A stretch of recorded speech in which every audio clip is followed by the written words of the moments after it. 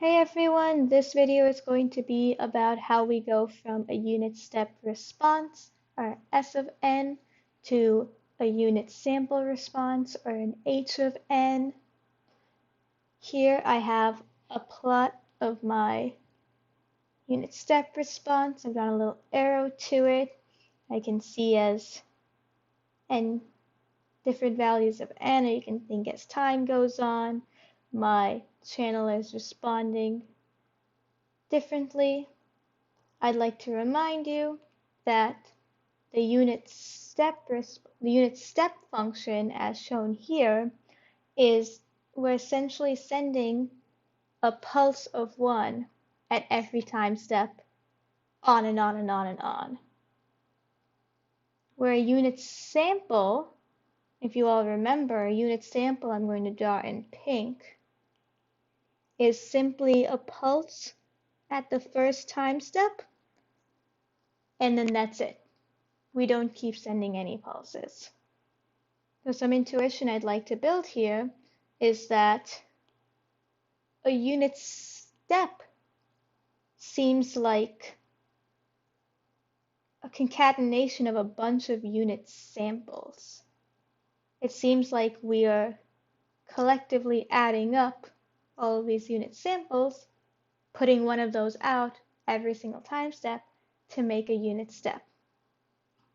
And that's the mindset I'd like to go into with this problem, which is that the unit step response is additive, it's cumulative over time because we're constantly sending in the signal. So as our signal changes, our unit step response changes, say from here to here, we know that what changed in our input was that we just sent another pulse. We sent another essentially sample, which means that I'm going to get rid of this function now that we know what it is. Actually,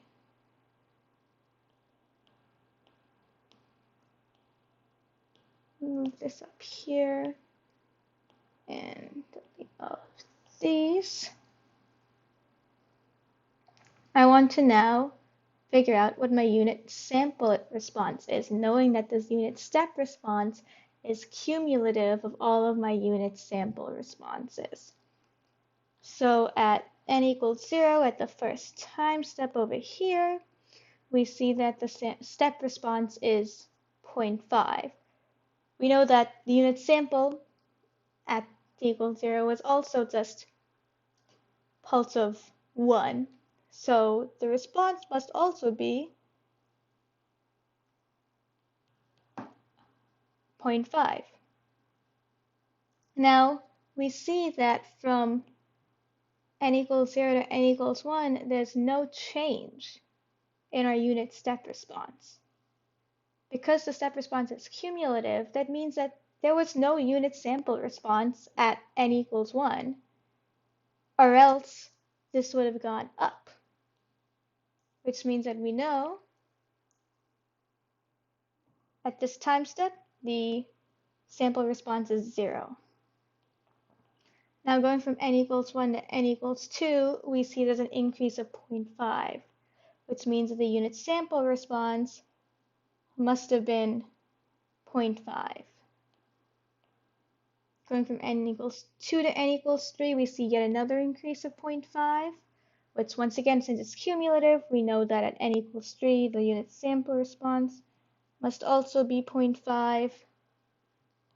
And going from n equals 3 to n equals 4, there's no change, which means we know that the unit sample response must have been 0. And now we have a unit step response function, which is what the problem gave us, and we have derived our unit sample response. So you can now use onwards in convolution to maybe find our y of n given an x of n.